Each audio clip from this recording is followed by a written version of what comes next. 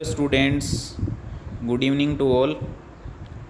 Worksheet class 11 5 अगस्त 2021 अध्याय 1 रसायन विज्ञान की मूलभूत अवधारणाएं। 5 सवाल हैं, 1 बाय 1 एक एक को देखते हैं। छोटे छोटे सवाल हैं।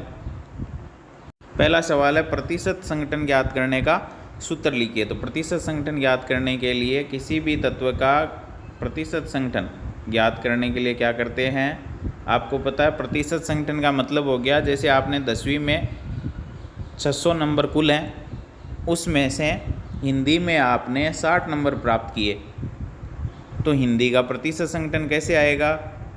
हिंदी के अंक बटा कुल अंक इंटू 100। तो 2 जीरो से 2 जीरो कैंसिल, 6 का भाग 60 में दोगे तो 10 बार जाएगा, कितना आएगा? 10% आ जाएगा। ये प्रतिशत संघटन ज्ञात करने का तरीका है। ऐसे यौगिकों में उपस्थित विभिन्न तत्वों का प्रतिशत संघटन ज्ञात करते हैं। तो देखो, प्रतिशत संघटन ज्ञात करने का सूत्र क्या हो गया? किसी यौगिक में तत्व का द्रव्यमान बटा यौगिक का कुल द्रव्यमान, और प्रतिशत अपन कितने में निकालते हैं? 100 पर गुणा कर दो 100 से।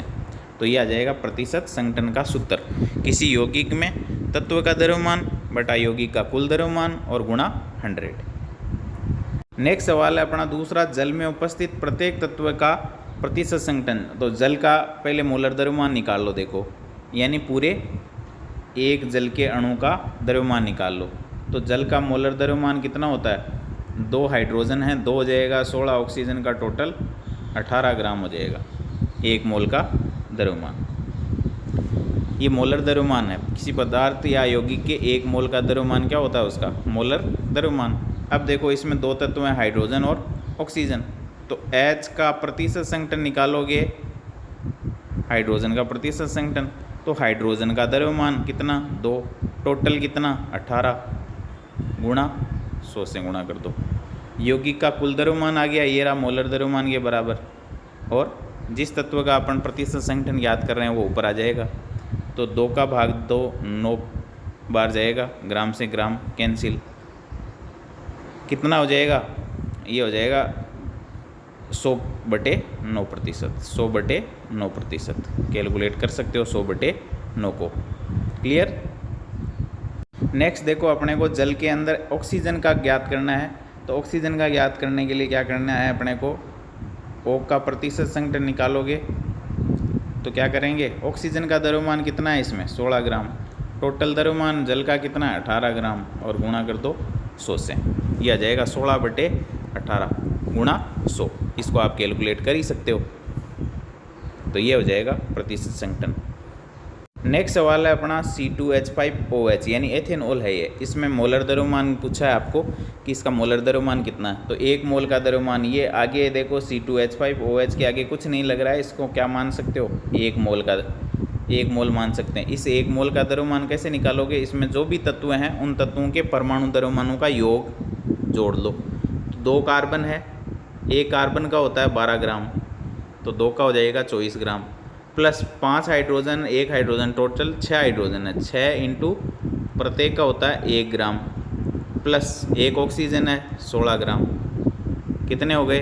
24 प्लस 6 प्लस 16 ग्राम, टोटल 46 ग्राम। और 46 ग्राम कितने मोल का द्रव्यमान है? 1 मोल का द्रव्यमान है 46 ग्राम। एथेनॉल के 1 मोल का द्रव्यमान कितना हो जाएगा? 46 ग्राम, तो कितना हो जाएगा? 46। नेक्स्ट देखो, एथेनॉल में कार्बन की प्रतिशत मात्रा कितनी है? तो एथेनॉल का अभी अपन ने मोलर द्रव्यमान निकाला था, यानी टोटल एथेनॉल का द्रव्यमान कितना है 1 मोल का? 46। उसमें कार्बन कितना है? 2 कार्बन के परमाणु हैं, 1 का 12 ग्राम होता है, 2 का 24 ग्राम, गुणा 100। ये C की प्रतिशत संघटन आ जाएगा। C का प्रतिशत संघटन 24/46 इंटू 100 कैलकुलेट आप कर ही सकते हो। ग्राम से ग्राम कैंसिल हो जाएगा, 1 बार भाग दोगे तो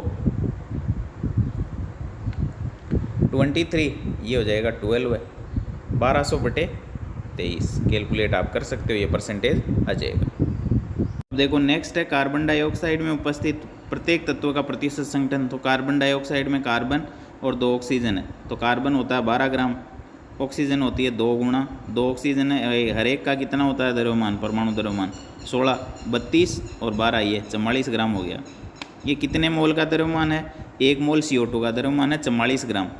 अब 44 ग्राम के अंदर वो पूछ रहा है कार्बन तो कितने परसेंटेज में है और ऑक्सीजन कितना है, तो कार्बन C का प्रतिशत, C का परसेंटेज निकालोगे तो कार्बन कितना है 12 ग्राम, 12/44 गुणा 100 आ जाएगा, ये आ जाएगा कार्बन का। ऑक्सीजन का प्रतिशत संगठन निकालोगे, ऑक्सीजन कितना है 32 ग्राम, टोटल कितना है 32 ग्राम, कितने में है 44 ग्राम में, और गुणा कर दो 100 से, ये ऑक्सीजन का प्रतिशत संगठन आ जाएगा। और प्रतिशत संगठन टोटल जो है वो 100 के बराबर होना चाहिए। तो इस तरीके से आप प्रतिशत संगठन ज्ञात कर सकते हो।